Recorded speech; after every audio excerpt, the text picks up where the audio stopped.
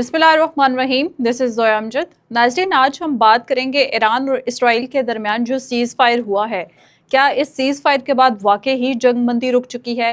क्या ये seize fire just एक वर्ड था या इसके ऊपर वाकई ही अमल किया जा रहा है? नाज़रीन, ईरान और इसराइल के दरमियान जो कशीदगी है वो तो कई सालों से चलती आ रही है। दोनों कंट्रीज़ के दरमियान काफ़ी सालों से जंग शुरू है, लेकिन ईरान जो है वो इसराइल को एक नाजायज़ रियासत के तौर पर मानता है और इसराइल जो है वो ईरान का जो जोहरी प्रोग्राम है उसको अपनी बका के लिए एक ख़तरा समझता है।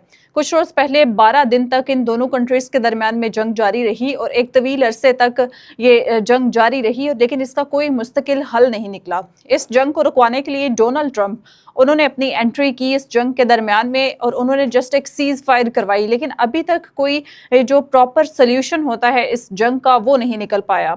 अगर हम बात करें डोनाल्ड ट्रंप की, तो डोनाल्ड ट्रंप अपने ही जो स्टेटमेंट है उसके अपने ही बयानिए से फिर जाते हैं। कभी उनका कहना है कि वो उनका कोई लेना देना नहीं इस तमाम तर सूरत हाल से, और कभी वो सीज़ फायर करवाने के लिए और ख़ुद को एक नोबल प्राइज़ जितवाने के लिए इस जंग में कूद पड़ते हैं। इस वक्त डोनाल्ड ट्रंप पर यकीन करना एक बहुत बड़ी बेवकूफ़ी है, क्योंकि उनके दो फेसेस हैं जो कि वो वक्तन फ़वक्तन चेंज करते रहते हैं।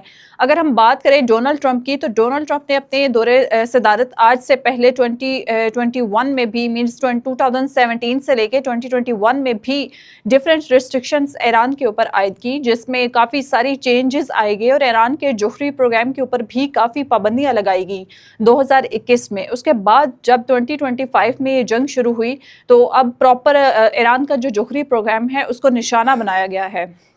फिलवक्त दोनों कंट्रीज़ के दरमियान जंग तो रुक चुकी है, लेकिन कोई सल्यूशन नहीं निकला। अभी तक ये नहीं कहा जा सकता कि ईरान ने न्यूक्लियर डील कर ली है या नहीं, और दोनों कंट्रीज़ में किसकी हार हुई या किसकी जीत हुई। लेकिन डोनाल्ड ट्रंप जो है उनका ये कहना है कि वो जो है उन्होंने ईरान को प्रोटेक्ट किया है। वो ये जानते थे कि आयतुल्लाह ख़ामनेई किस जगह छुपे हुए हैं और उन्होंने उनको प्रोटेक्ट किया, उनकी जान को जान के ऊपर जो ख़तरा था उसको संभाला। इस तरह से स्टेटमेंट डोनाल्ड ट्रंप के चेंज होते जा रहे हैं।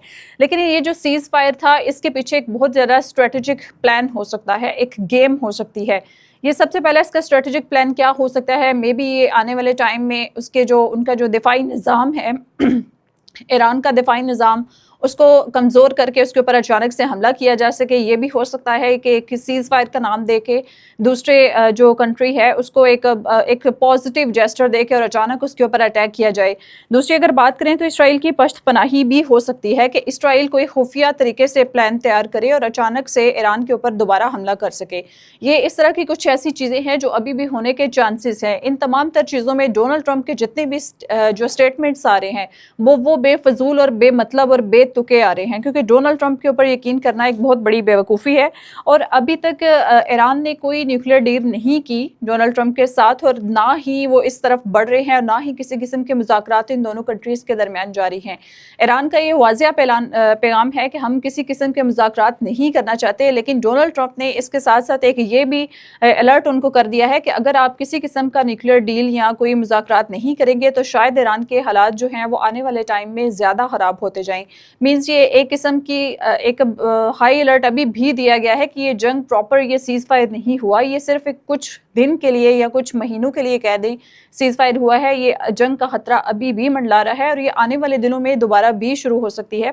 और इस तमाम तरह सूरत हाल पर हम बात करते रहेंगे। इसी के साथ अपनी मेज़बान ज़ोया अमजद को दीजिए इजाज़त। अल्लाह निगहबान।